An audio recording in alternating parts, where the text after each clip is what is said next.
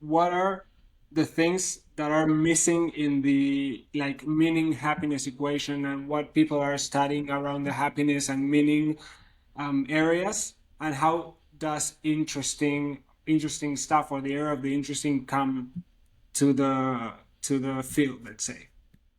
Yeah, absolutely. Thank you. So when throughout the many years that we've been, studying, that researchers have been studying different aspects of the good life, right? As you know, we've been focusing a lot on happiness and meaning. And uh, these are important aspects of the good life. But together with my colleague, Dr. Shige Oshii, we started to think that there might be more that we're missing out. And the thought is that there are certain kinds of experiences that we have that just didn't fit neatly into the category of happiness or meaning, right? And these experiences are, through our research, we found that they generate a very distinctive kind of state, which we describe as psychological richness. And psychological richness is a dynamic mental state, really structured by the stimulation of new thoughts and emotions, and a really kind of free-flowing state that in which your mind really expands. And very often from these kinds of we emerge from this state with a changed perspective, right? Even just subtly, it'll change our perspective on things. And so through our research on the scientific end, the goal was to try to show that empirically that this state of psychological richness was really different than happiness and meaning. And as a philosopher, I was more involved in the second part, which is thinking about, well, what's so good about this state, right? The research shows that people like it, and yet it really raises a really interesting question about why, right? And why it is something that we experience as good. And so through my research, I've been really exploring the notion that interesting experiences have their own independent value. And by that, I mean, they're just not covered by happiness or meaning, right? They don't always feel good and they really don't always deliver meaning, but they still like play a really important part in our lives. And most importantly, they are still experiences that really resonate with us, right? When something's interesting, it really kind of sparks something inside of us, which is why interesting experiences are the things that generate psychological richness and that kind of keep us in there. So mainly because I've seen like lots of your book goes around this stuff, but lots of philosophers along like through history worked around the idea of what makes a good life, let's say. And now science, Yeah. there's a lot of science around meaning and happiness going on right now. Not so much around what's interesting. I don't know, maybe you know about more people working on this area, but I want to maybe go into what makes each one of those things distinct. Let's say, like Yeah. what's the difference between happiness, let's say, meaning, and interestingness, let's say, and Yeah. how they interact with each other, or yeah, mainly that.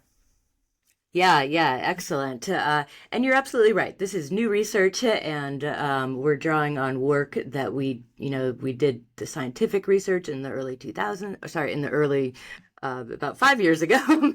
and and so this is really new stuff. And in thinking about how interesting experiences feel, right, when you're having one, right, and what's really characteristic of interesting experiences is that they really kind of capture attention, and that they engage your minds in a certain kind of way, right? When something is interesting, right, your mind focuses on it. It wants to know more, right? It wants to know more about it. It wants to think about why it's there. And that's the distinctive feature of this state of psychological richness and of interesting experiences, that it is really just this robust form of cognitive engagement. And it's one reason why it's very distinct from happiness is that it doesn't always feel good. So very often we can have a very interesting experience that might even lead to painful feelings, right? Oftentimes scary experiences can be really interesting. And there's no distinctive kind of emotional tone to interesting experiences. Whereas with happiness, of course, it has a very distinctive tone, right? It's marked by positive affect. It feels good in that kind of warm, fuzzy sense. And that's the biggest marker of happiness, right? That it is marked by this kind of positive affect. And that's the reason why it's correlated with things like safety, security, and comfort, right? Because when you've got those conditions in place, right, you can easily feel more easily, the good, positive feelings. And interesting experience of none of those correlations. And so they don't have a distinctive tone. So maybe sometimes they'll overlap. Like you can have a happy experience that is also an interesting one. Like that's totally fine, and definitely happens. But very often the experience of interestingness and the ways in which the conditions that prompt it, right, are the ones that are actually not conducive to happiness and are engaging complex emotions. And so if we look at the kind of things that prompt psychological richness, then, right, we're talking about novelty, challenge, and complexity, right? These are all, under these conditions, they really prompt our minds in a way that makes them engage. And turning to the side of meaning, right? We see also that there's very little overlap with either with the conditions that prompt meaning or a real experience of it. And in this, there's a lot of stuff that this meaning category covers, right? And what unites each of them is going to be that it is engaging our kind of rational minds, right? So we're thinking about finding purposes, we're thinking about achieving things, we're thinking about fulfillment, and that all of those things are deriving from this very structured kind of cognitive engagement, right? Where things like having goals and plans are very conducive to it. And psychological richness is just different, right? It's, oftentimes it's the very unexpected experiences that can deliver interestingness. And it also, I think, one thing I think is really important to emphasize is that interestingness, it's about cognitive engagement, but it's tapping into a different side of our minds, right? So we're all familiar with the pursuing goals, achieving, focusing, and all of the stuff that goes with that. But I think we're also, familiar. Maybe we distance ourselves from it sometimes. But our minds can engage in an unstructured way, right? Where it simply just goes, and in the absence of plans, expectations, or aims. And so these are some of the reasons why this state of psychological richness and interesting experiences are very distinct from happiness and meaning. Which again, they can overlap, right? But so sometimes you can have two of those or something, so they can totally overlap, but it is its own distinct state. Yes, I think we all can agree that both, also, I mean, three of the three concepts or phenomena are actually like complex in their inside themselves. They're really weird or hard to describe as like simple, like specific things. They are like a cluster of weird, like a lot of different experiences. But Yeah. even knowing that, I think happiness and meaning usually, I mean, in their lowest resolution, let's say like happiness as something like hedonic or maybe pleasure like or related to pleasure, and meaning related to what's like related to purpose, let's say. They seem like things that are actually on the predictive side. Let's say we can know that something pleasurable, if we keep on doing it, we're gonna get more pleasure out of it, and if we keep moving towards a certain goal, we're gonna feel purpose, let's say. Some people Yeah. even put that inside happiness. Like happiness, you can get happiness from being secure and like achieving after achieving something, or maybe have happiness from going towards something or moving towards something. Like the dopaminergic system and how you like get towards something and you get that pleasure of moving Yeah. towards it, and also when you get that thing. Yeah. Um, so interesting. It's like a more like chaotic side. And I usually think we were talking with Lionel Page the other day, who's a behavioral scientist, like that studies happiness too. And I never asked him about it, but I was wanting to ask him about this idea that I had in my own experience, that maybe the mainly unexpected things make me happy, let's say. Because we talk a lot of happiness around like moving towards goals or being secure, but what about that happiness that comes from chaos, let's say, or complexity or something unexpected, like, and that's the interesting. So as you say, this comes more like, as I see it, from a predisposition or a disposition of our like state of mind, let's say, our mindset. That because looking for interesting on purpose, is that something that really happens, or should we like just be more open to interesting stuff happening and being aware of it, say?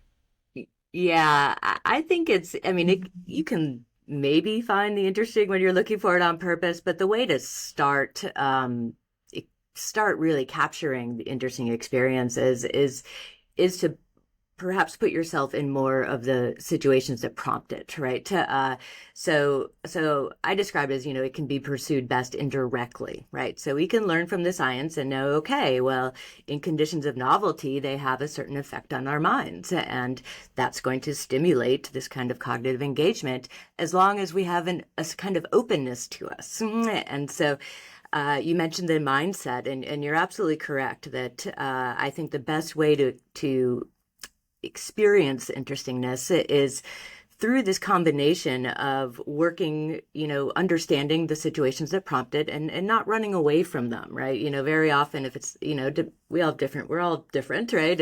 And for many of us, right, in the face of challenge, we can kind of, recoil from that, or even complexity, because it's unfamiliar or for whatever reasons. So if we embrace those kind of situations and we bring this mindset that allows them to have this effect on our minds, then we're setting ourselves up to have interesting experiences. But there's a lot of openness that has to go into it. And this is, I think, getting to one of the big differences between like purpose, striving for purpose, and meaning, is that we have expectations, right? Because we're trying to get somewhere. And so what happens when we're really pursuing these things is that we're closing our minds off, and it's very effective to do that because we're trying to get somewhere, but we got to snap out of that every once in a while, and that's what we need to do to have interesting experiences, is to just allow your mind to go at something with an open mind, maybe bring some curiosity or creativity to the experience, and to see what happens, Yeah, I totally agree. And actually, the interesting stuff, or the interesting like uh, phenomenon, let's say, is actually the thing that gets you out of yourself. Usually, like it's usually like calling you towards something that it's not secure for you, but it seems adventurous and interesting, and it just calls you away from the known paths or the known stuff you usually like think around, so um I was actually the other day listening to your conversation with Jim Roth, and he actually like towards the end asked you what about the difference between like personality traits, and how the interesting presents to one person that actually seems like okay with like uh, challenging situations, let's say, or something calling you that maybe makes you anxious, and maybe are there's people that are more prone towards adventure, and people that are like scared and recoil and like go to a safe spot, let's say. And do you think this is like something that actually is related to traits, or maybe and even further, do you think there's a way of cultivating, let's say, the capacity towards the interesting? Yeah, absolutely to all of this. Yes. So I think that the interesting is all about this kind of I describe it as almost a synthesis, right? Between what you're doing and what you're kind of what's going on in your mind, right? And who you are and what you're doing. And there is no kind of one formula such that in order to experience the interesting, you have to be very high on extroversion or anything like that, right? Or any particular personality trait. But, we do all have personality traits. And I think the key is to really become familiar with where we are, right? Where our starting points are. And to learn to kind of move around in the areas in which we're comfortable, right? So you were describing earlier this, experiences of really like the safety experiences, right? And we can think about those in terms of like your comfort zone. And so we all have a comfort zone, and each of us have a different comfort zone because that depends on who we are and what experiences we've had and what our personality traits are. And whatever our comfort zones are, the key to experiencing interesting experiences is to push out of them, right? And by that, I don't mean like go crazy all the way out, because you can't you can't have interesting experiences when you are too fearful and your mind kind of shuts down and just wants to escape. But we all, wherever our comfort zones are, it's all about just we're going to find interesting experiences more readily at the boundaries of it. And so I describe it in terms of like just dip your toes out of the boundaries of your comfort zone and see what happens. And again, it's our personality traits that are going to define our comfort zones and our past experiences. But those are also just starting points, right? So the more experiences we have of interestingness, right? The more probably we'll develop more openness to experience, and we'll be more prone to kind of, sorry, we'll be a little more comfortable. I've been using that word a lot, but we'll be a little more comfortable in the kind of complexities that generate psychological richness. And so I think it's all really just about learning where you're starting from and figuring out where your safety net is, where things are just very safe and easy and not really challenging your minds. And then move away from that to whatever it takes to challenge your minds. And that's where the personality traits are going to come in, because it's going to be different for all of us. And but it just is about challenging yourself. And I do think that through challenging yourself, you'll be able to move along this kind of spectrums of some of these personality traits. Yes, because I don't know. I mean, surely that's something that happens. I think for my case, I became like with the passing of the years, like maybe more towards interesting and maybe more pro like going into things that call me. Let's say maybe before I was a bit more um, fearful about them. Let's say. But I usually found in my experience that when I follow them, they usually, I mean, when you're anxious about them before like going into them, into interesting stuff, I found that I usually um, imagine some kind of outcome, which usually coming from anxiety is usually negative.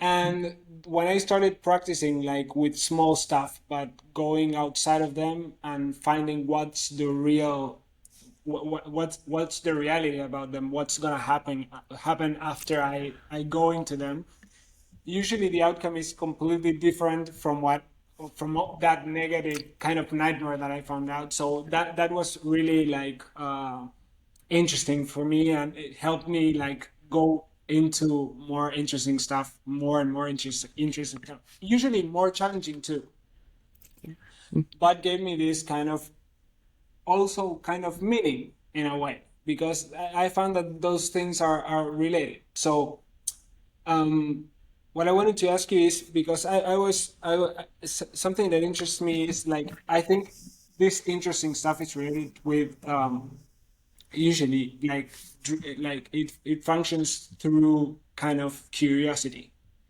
and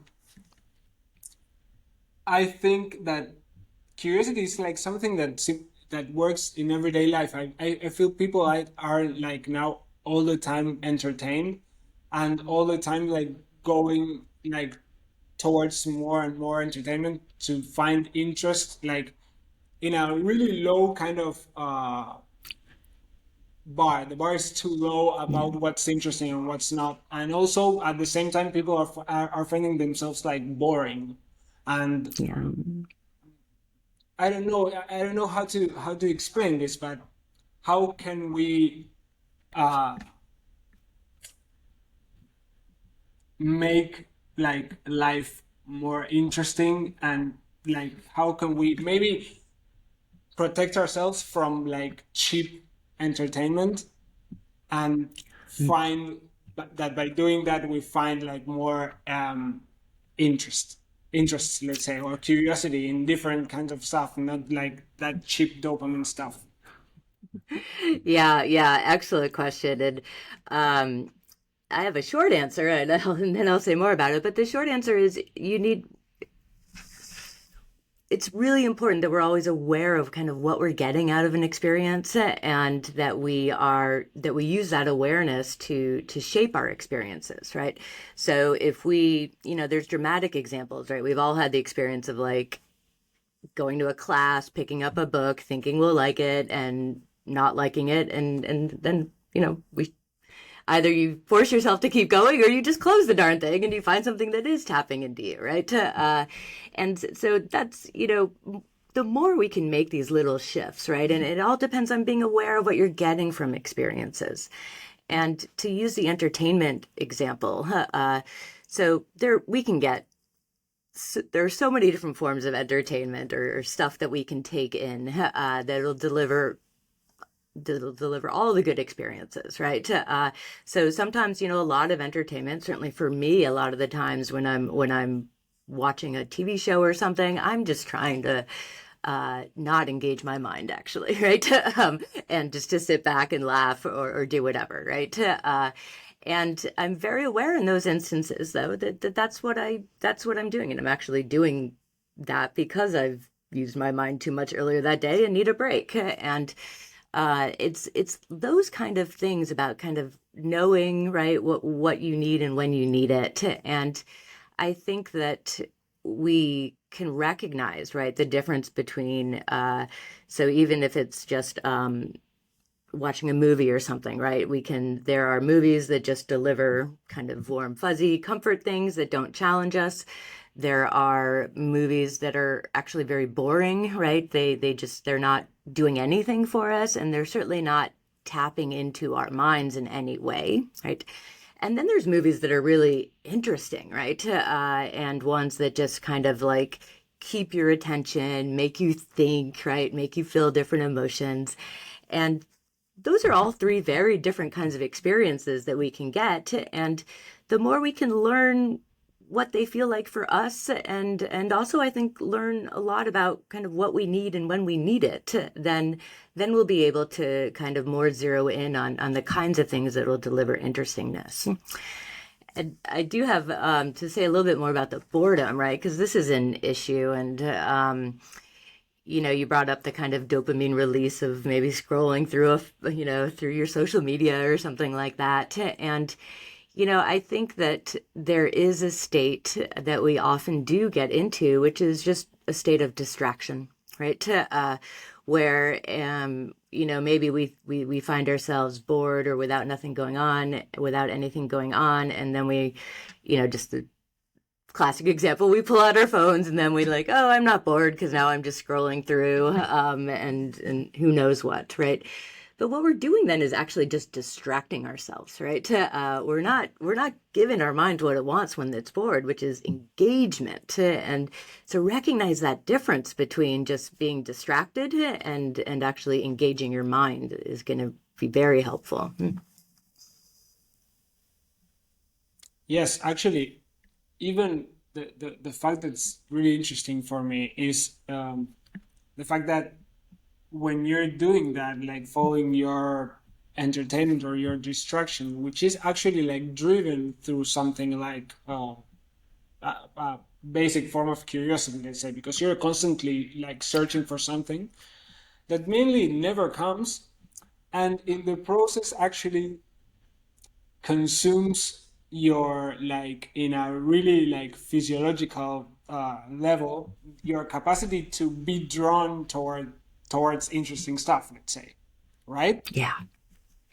um so besides that, I mean, boredom, we were talking about this the other day with Michael Gelb about Leonardo da Vinci and other stuff, because um boredom actually is like in a sense gonna trigger, if you like sit in boredom like for enough time, it's gonna trigger creativity and invention, let's say.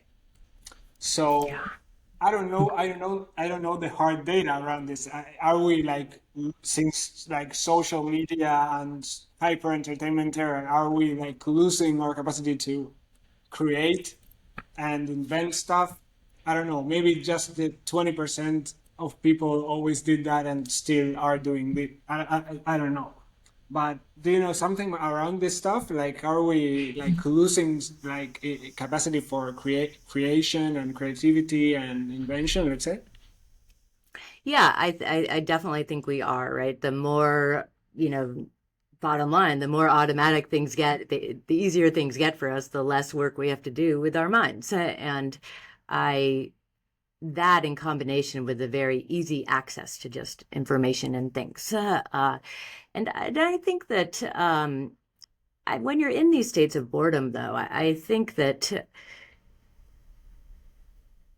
there's well, for example, there's all kinds of studies about what people do when they're bored, right? And one of the most interesting ones is, for me, is that a study in which they kind of left people in a waiting room and with nothing to do and no material, just nothing to do, except of course there was like some device there that you could shock yourself. You could give yourself an electric shock, and a lot of people did that. A lot of people did that. And I think that's a real good illustration of the kind of place that we get in when we're bored and we just want something. And yet, if we don't know what we want, right, then we're going to go to something like shocking ourselves. And that's what something we describe as sensation seeking, right, which is all about risky behavior, but it's also not good for us, right? The sensation seeking is correlated with all sorts of negative impacts on your life. And so we want to know that there's more available to us. And that's where I think that tapping in and even talking more about this, right? But also just tapping in and realizing that we all have curiosity and creativity with us. You know, our mind, this is our minds are like this. And even if we're not, it might take some, it might take some practice to kind of get it going. But it can happen. And so we can relieve ourselves of boredom, right? In a very positive way by stimulating some kind of robust cognitive engagement. But I think we have to be open to it, and we have to be aware of what it is and what it is not, right? So we don't want to just get distracted. We don't want to start electrocuting ourselves, right? We want to just find something to engage our minds. And that's where I think that openness is really important, right? To just be open to your experiences and to say, okay, I'm in this bored state right now, but I don't have to be. And what can I think about, right? What can I notice out there that's something new that might give me something to think about, and get into that habit more. And then I think we will become more creative and more, we'll certainly be exercising more creativity.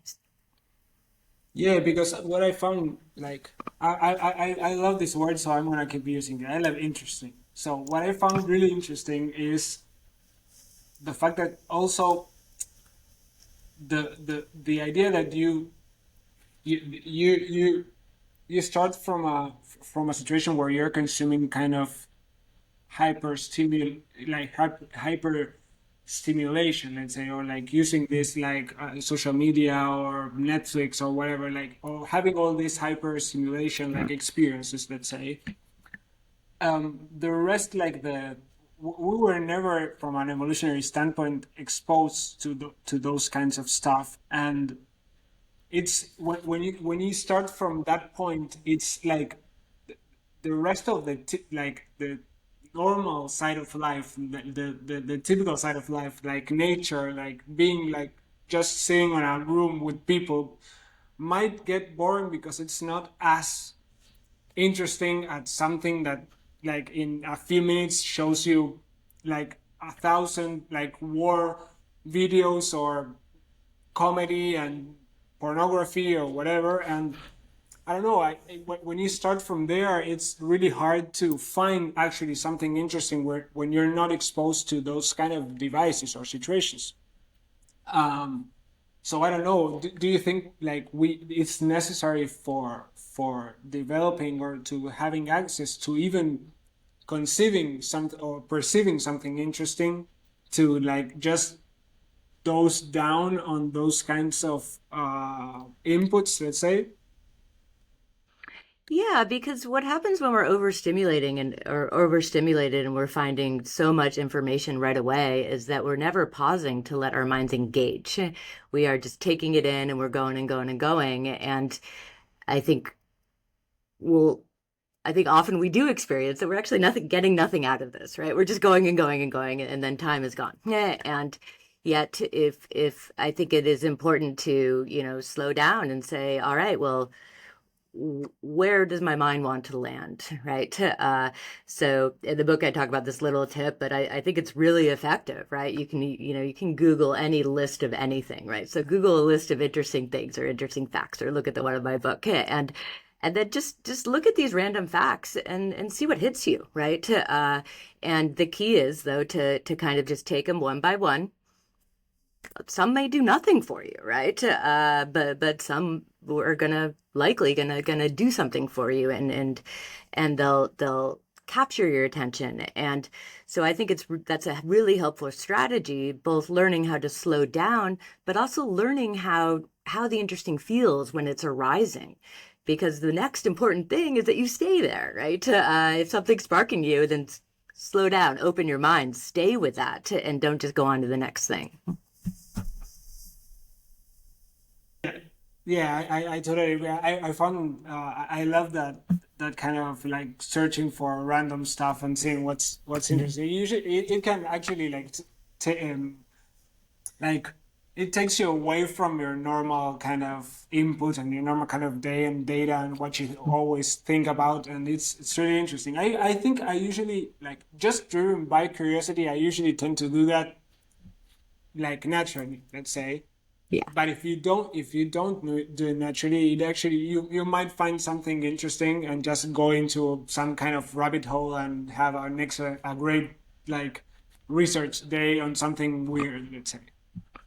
Yeah. uh And I think sorry, yes. I think with curiosity, the thing is, we become more curious with practice, right? And so sometimes if you are someone who doesn't feel like you're very curious, then you might have to work, right? Do a random Google search, ask why a lot, right? Don't Google the answer, just ask why, right? But these are really helpful techniques to just start getting you going and being more curious wherever you're starting from. Yeah, I think it's And great. that is the essence of being hi. Sorry for being late. Yeah, Um, hi. yeah, I work in marketing along with Tomas. So that's the essence of being a creative. You have to be curious.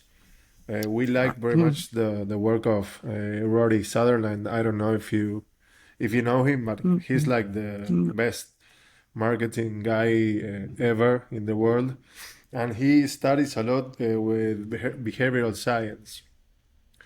And he says you have to be curious. And that is why we are making this podcast, because we want to learn about how the human mind works, about different perspectives. We are talking with different people around the world, amazing people such as you. So yeah, I think that curiosity. I don't have a question here. It's I think that curiosity is key. Is key for everything. Yeah. Actually, this entire like podcast is it's based on like instead of like a Google search, we created an excuse to study like directly from, or like hear directly from the people we like, let's say. And it's been great. It's getting better every day, and it's insane, and it's Yeah. like actually like just a curiosity exercise. But we get like the best like life out of it, I think, because we get like interesting topics, like hard and interesting data from the most interesting people. So it actually like permeates your entire life with like so much like richness actually. So I wanted to go a bit more into like this formal side of it, what makes something interesting. um, you talked about novelty, complexity, and I don't remember the third one, but can we like define a little bit of what makes like something actually interesting, or what the characteristics are? Yes, yes. Can I first pause and congratulate you guys on the podcast and finding such interest in it? And actually, I think a lot about this podcast medium and how it really does thrive on interest, right? Like your audience right now is just being curious, hearing about something, and that's what they do every show. And so this is all a great example of what I'm talking about. So to get to so novelty, curiosity, and creativity are the things which we found to be most highly correlated with psychological richness. And what they each have in common is that they are really prompting your mind to engage. And so I think that we can strive to develop a mindset through which we can notice more novelty around us, and that's, well, I'll pause on that step, right? So, because that's a really important first step. We think that we hear the word novelty and we're like, oh, I got to get on a plane, or I got to go meet someone new, or something like that. And I mean, those are all great examples of novelty, but it takes a lot less, we don't have to go so far. And you can find, I guarantee, wherever anyone hearing this is sitting right now, look around your room, and no matter where you are, you can find something kind of new to hit your attention and pause on it. And so there's a lot that can happen by just noticing the novelty around you. And I think that this is just a super important part of this, of the appeal, and why we should be talking about this, because this is something, just simply by noticing novelty around us, you can make your life better without having to change anything. You could be stuck on the same commute, right? Or in the same office, and just take a minute and look around and notice something. But so novelty has this very distinctive effect on our brains, right? Like our brains, just standard, right? When we are confronted with novelty, our brain needs to wrap its head around it, right? We need to figure it out, right? And so that's why something like novelty, and the same goes with creativity, with complexity and challenge, right? That's what these things have in common, right? They're all just literally forcing your mind to engage. And I think that when it comes to engaging with challenge or complexity, that's a little bit that's different than finding novelty. And I think that for many of us, we have already kind of mentioned the tendency some of us can have to just really to shy away in the face of challenge or complexity. And I think it's, if you're one of these people, and there's so many of us like this, right? The key is to just give it a minute, right? Just open your mind and see what happens. And there can be so many different aspects of something that is, a challenging situation that are going to invoke or stimulate all of the features that psychological richness is, it's constitutive of. So it's gonna, when you're engaged in something really challenging, right, it's gonna prompt some different emotions, right? And they might be painful, but that's okay, right? We part of this is being okay with this, right? And recognizing that even difficult emotions have a real important place within good lives. And so through kind of even when we are faced with a challenge, right, we can just bring our open minds to it. And of course, we can find more challenging experiences too, right? And I think a really parallel thing goes with complexity. oftentimes complexity, it has that same effect as novelty, right? It's just selling your mind, like, what's going on? Let's wrap around it. And I think one of the keys to engaging more with complexity is to, well, engage more with complexity is to see it all, right?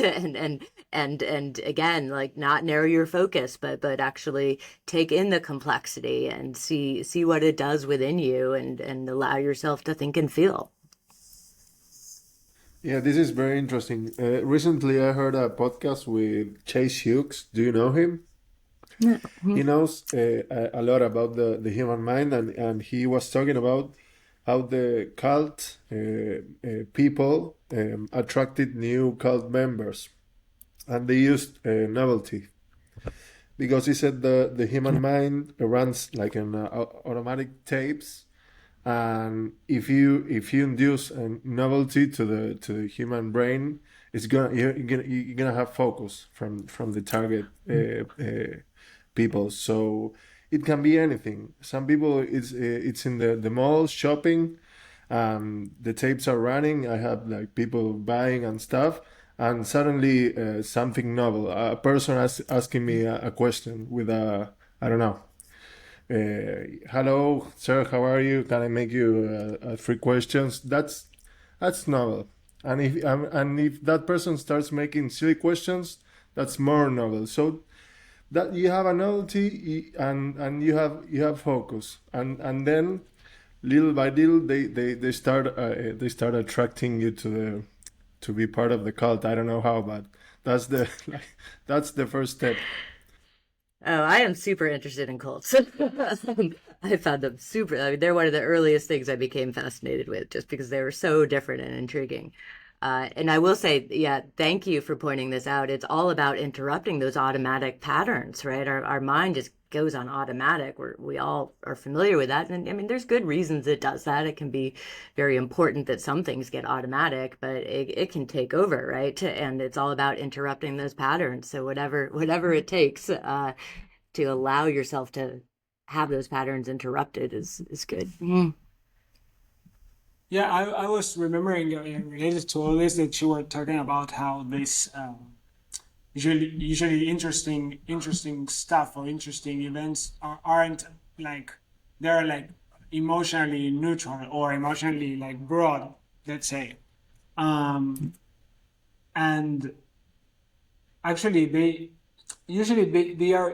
are interesting events are usually related to some kind of like disorienting the person, let's say.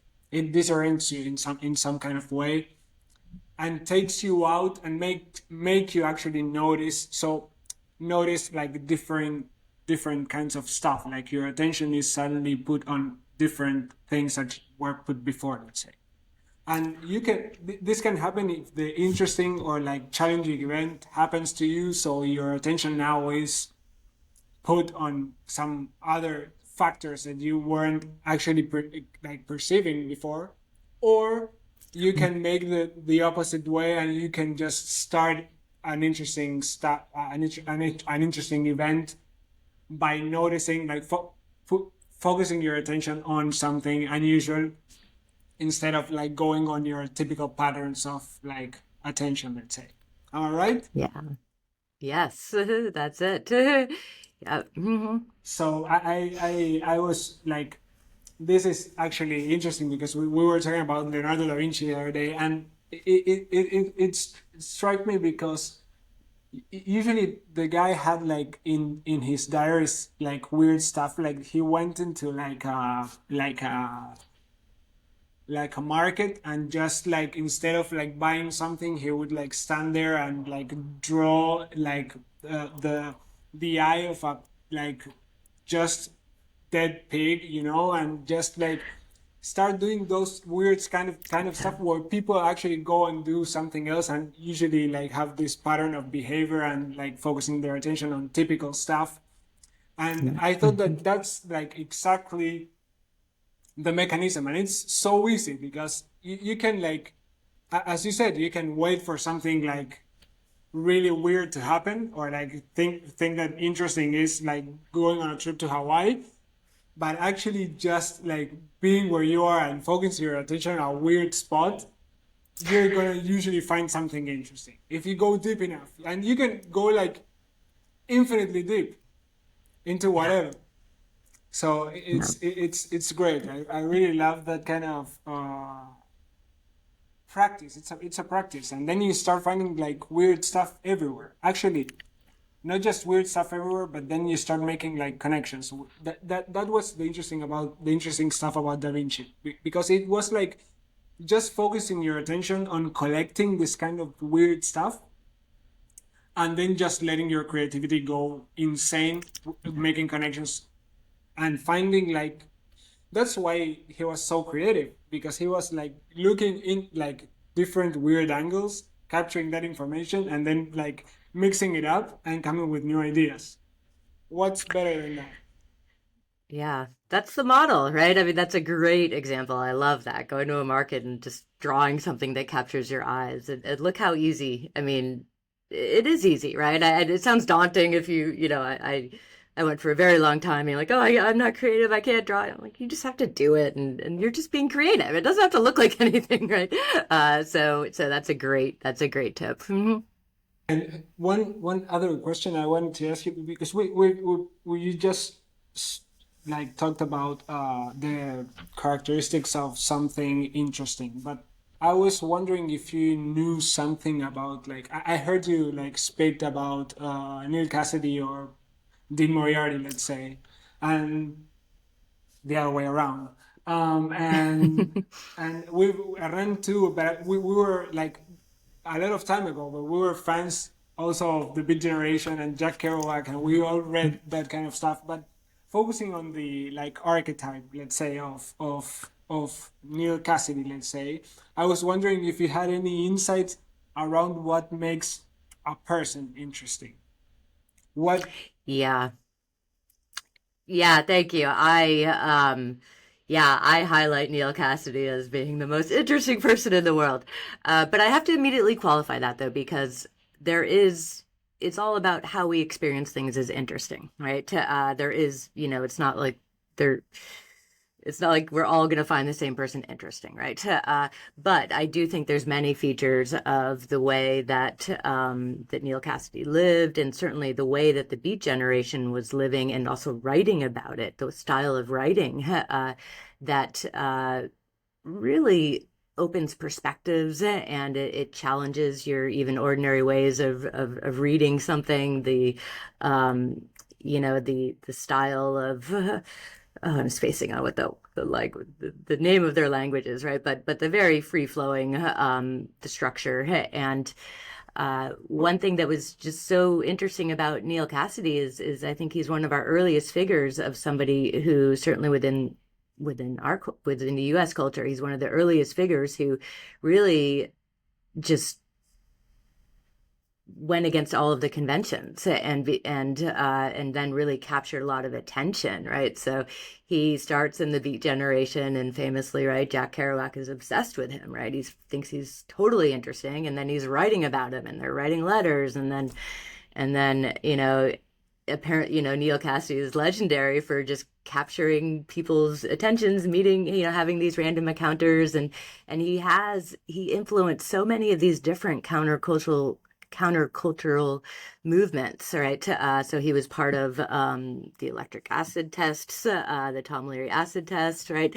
And so he continually inspired people to be more creative and to find different ways of thinking, and I think that is what really makes him very interesting, and certainly was very interesting to me. And I grew up, I think many of us found them at some point in our lives, right? And for me, I was a teenager finding them, and it was just so very different, right? And so very fascinating, and just so engaging. And so I think that is, yeah. So I think he's a great example of someone who lots of people found interesting. Yeah, I was wondering, because I heard you talk about him, and I thought like this is like kind of maybe a type, let's say, that emerges maybe in, I mean, I don't know for the big generation, but maybe yes, it was like a moment of like thinking in new ways, let's say. And I was thinking about like what's not as a healthy way of interesting as maybe Neil was or inspiration, but it still has its own niche. But I was thinking about how this like right now that we have like all these like super metrics, like all our metrics of how living a good life in terms of like comfort and access to resources and whatever, let's say, and even boredom. And like we have also boredom and mental health crisis, let's say, and how these weird people like controversial and at the same time interesting that also have like kinds of cults appear like Andrew Tate, like in the same time you have these kinds of like weird controversial like people like saying all these kinds of challenging stuff and also gather a lot of attention, like fame and immediate attention, just because you're just like moving away the attention from like where things are and like pointing to another thing and saying the world is ending, you gotta take charge and whatever, and just it still they still appear these kinds of like avatars of like hyper interesting avatars, let's say. Yeah, and I would, one word that's really helpful to describe about this kind of Or distinctive kind of Trump. person is unconventional. um, is well, we'll hold back on that one, but just or anyone unconventional, right? And I guess yeah, Trump is very unconventional. That's why everyone is very interested, even though actually it delivers a lot of complex emotions, right? But yeah, I should have dismissed that so quickly because yeah, he's a very interesting character. But what's marking them, right? What I think we're getting at here is that they're unconventional, right? And going back to that initial attraction, one of the reasons, and I talk about Neil a lot in the book, right? But one of the reasons is because his life, it just was not comfortable, right? It wasn't safe or happy. He wasn't seeking out any of those things. That's not to say he was sad, right? But he wasn't seeking out the conventional markers we associate with happiness, and he wasn't at all searching for meaning or purpose, right? He was just searching for experiences, and it was this kind of zest for experiences that he emphasizes, and I think that that's one of the reasons that figures like him and others, it's because they're unconventional and they give us something to think about because they're unconventional. Yes, I totally agree. It's the same as we were talking before, as how to one get out of our own like boredom and conventional thinking. It's like going and look something unconventional. These people like just incarnate this kind of like represent this kind of energy of disorienting and like pushing people towards create the like their creative boundaries, let's say, right? Like pushing them Yeah. towards the edge and make them, because some people can go by themselves and some people need this kinds of like inspiration or people pushing them towards their limits, and interacting with that with ends up making those people's lives more interesting too, let's say. Yeah. Yes. I remember that quote of like only Roman candles burning into the night or whatever about Jack Kerouac. He only followed those kinds of people. Like you can niche down and only have a life that follows those kinds of people and those kinds of situations and have an interesting life. So that's maybe mainly what I wanted to ask you now. That what makes like a more interesting life, let's say, and how can we like uh, help it happen, let's say. Yeah, absolutely. And one thing we're talking about these characters and these figures who are uh, one thing about them, right, is that so for going back to Neil, right? I mean, he lived a life dominated by interesting experiences, and I am not advocating that, we don't all have to be like Neil, right? And in many ways, right, his life, was impoverished in some ways, right? So meaning is important, right? It is important to us to experience meaning within our lives, and it's important for us to have the pleasant, warm feelings too, right? So I don't want to, we don't have to go completely off the grid and go completely unconventional to make our lives more interesting. And I think that there is space within our lives for all of these things. And the way in which we can as individuals find space within our own lives for interesting experiences is, I think, a combination of different factors. I think that we have to be careful of certain tendencies that we get into. So one tendency I think that a lot of our cultures get into is one of, busyness and purpose and focus, right? And no matter, so many of us, including myself, I certainly have times like this where all I'm doing is like focusing on getting somewhere and achieving something.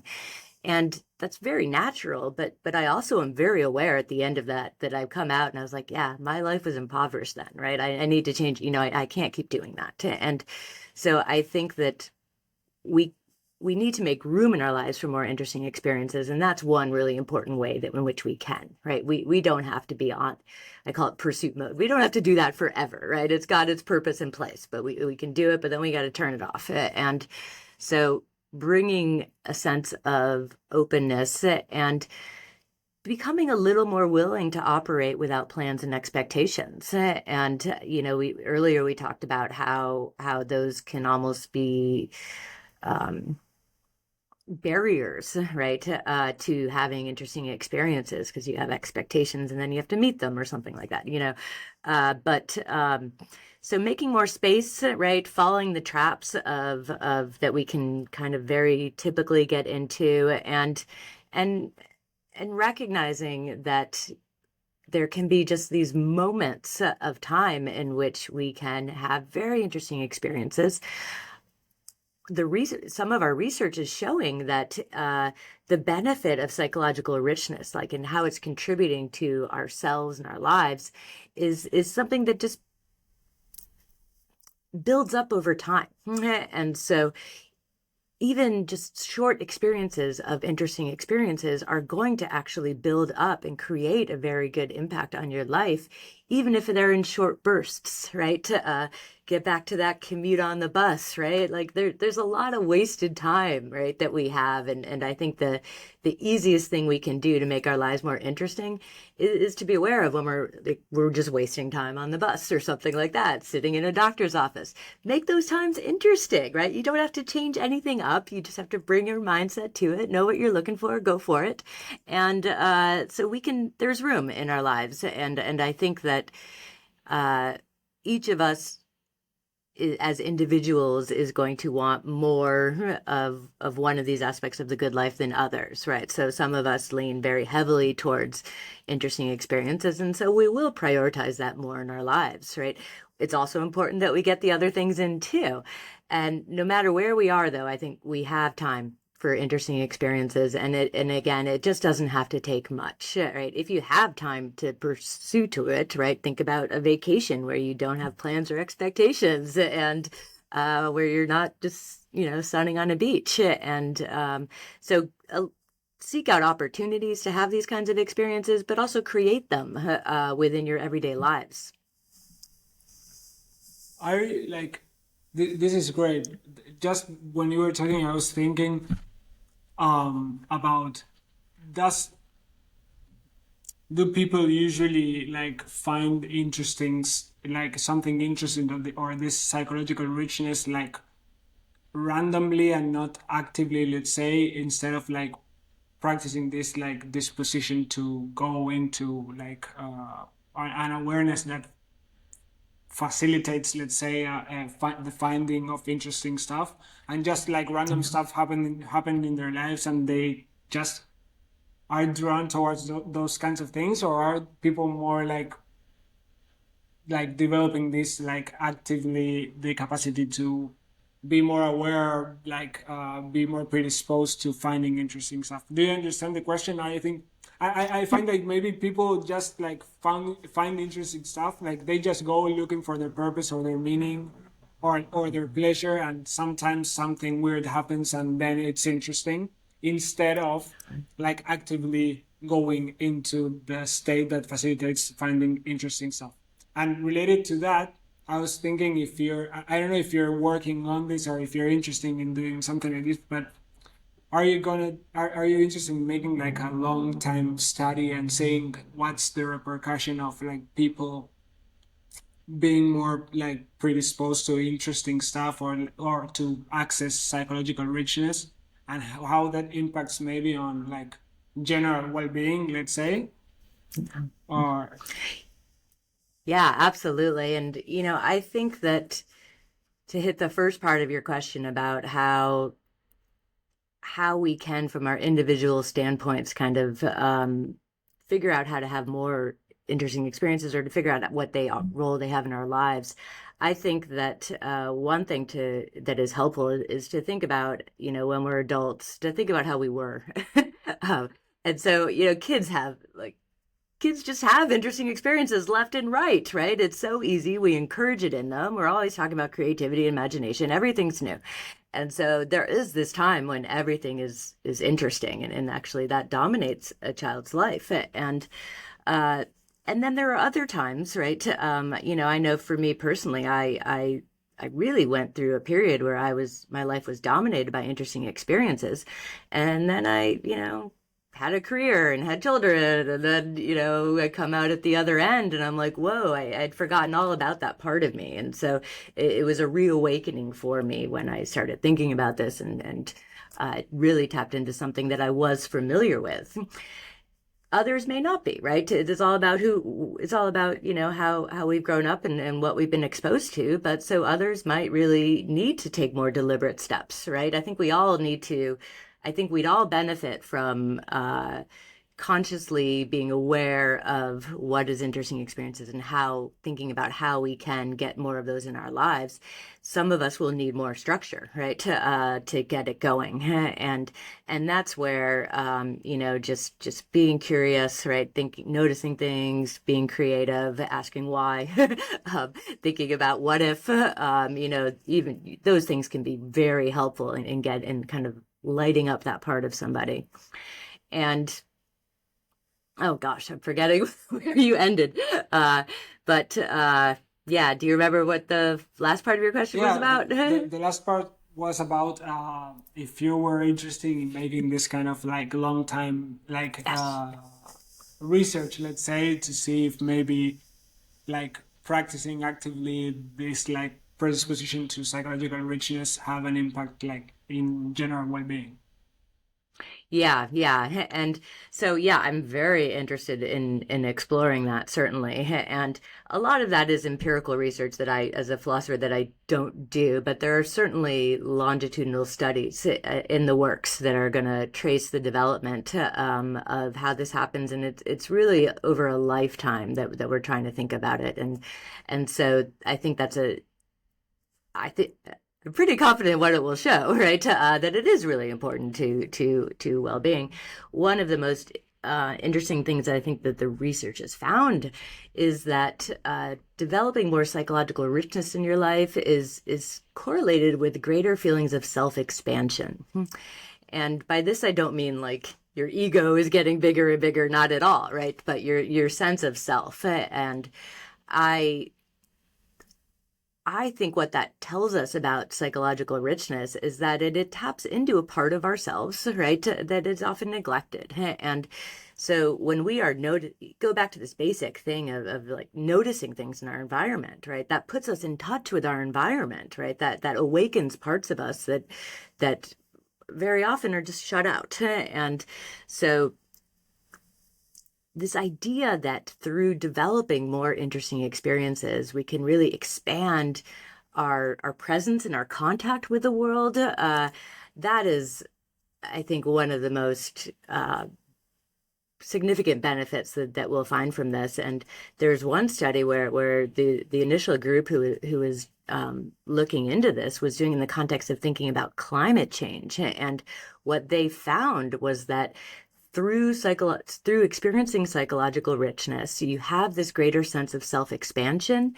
You're more in touch with the world, so you think you can change it more, and you feel more confident in your ability to engage with it and have more agency within your surroundings. And that all makes a lot of sense to me. And I think it's all about connecting with things that are happening around us. That's how we experience interesting things. And when we do that, we awaken all of these different aspects of ourselves, and that put us in contact with the world. Yeah, that actually reminds me of like all this new like psychedelic research too, because it's interesting because that actually the same concept of richness is something that comes up when you see the psychedelic research, the psychedelics research Yeah. now, like psilocybin and whatnot, and it um, usually like super interesting stuff or like challenging events in the life of individuals, and also psychedelics have this in common, which is like they are like mediated by like something like entropy and stress, let's say, and Hmm. but they usually are like transformative at the same time. And Yeah. usually this psychological richness is something that actually comes up a lot on the psychedelics research.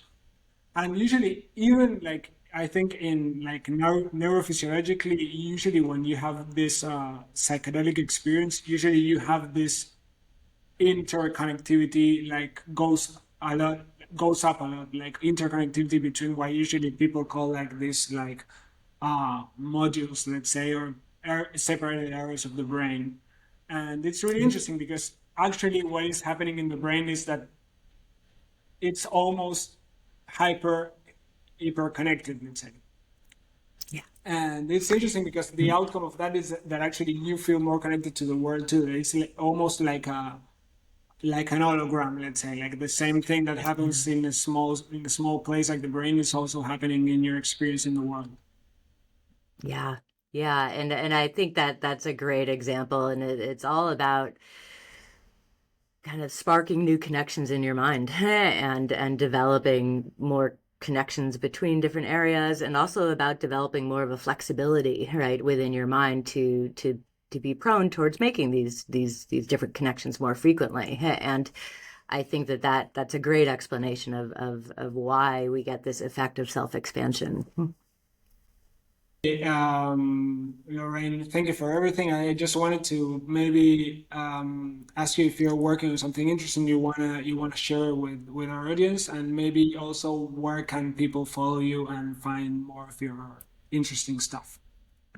Yeah, thank you. Thank you. Yeah, so my latest thing that I'm working on right now is this idea of resonance, and I talk about that a little in the book. And resonance is this state, right, where whatever it is that we're doing really kind of moves something within us. And I think that uh, it is a really important phenomenon insofar as when something resonates with us, then that's what I think makes our experiences really prudentially valuable. And so that's what I think is the underlying kind of phenomenon there. And so one thing I'm exploring is whether resonance could actually really capture what well-being is itself, and whether that this kind of just state is what we're looking for, right? A state where um, something moves you, right, in ways that are very conducive towards more movement, right? A basic state of resonance. And so